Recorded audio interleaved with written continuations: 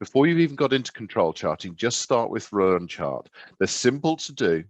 You can just pen and paper them in real time or little Excel dots, whatever. They're very simple to read. There's no confusion between, oh, is that specification limit? What's the control limit? What type of variation? We don't have any of that detail on them, and therefore we don't need any stats. We can just simply see how the process is performing over time. And there's a really useful feature about the run chart that's actually surprisingly a little bit harder to do on the control chart. And that is this concept of the highest or the lowest repeatable value. So in this case, down is good because I've got a picture here of number of errors.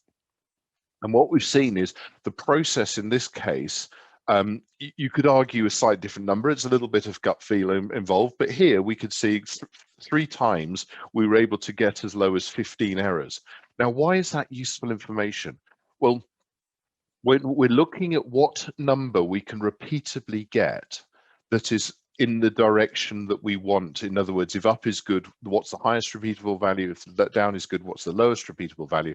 We want to know what is that number, because that tells you that when all of the wind is blowing the right direction, all the currents are going in your favor, that's the best your process is consistently able to achieve.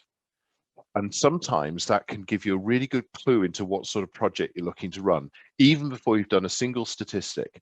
Are we looking at a step change? Because even in the best conditions, we're not good enough.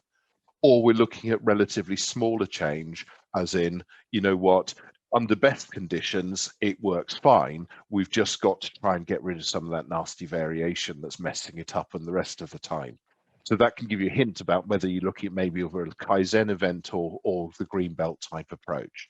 So very, very simple. Just get your ruler, run it up and down until you find that sweet spot where you've got that repeatable value that's on the side of better.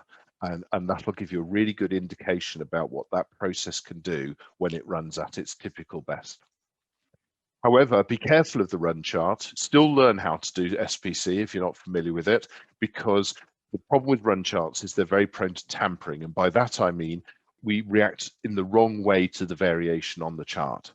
And assignable cause versus common cause, if you don't know about that, please don't watch the other videos. But it's essential that you react to variation in the correct way. So before you take any actions from a run chart, do convert it into an SPC chart just to make sure you know exactly what sort of variation you're dealing with.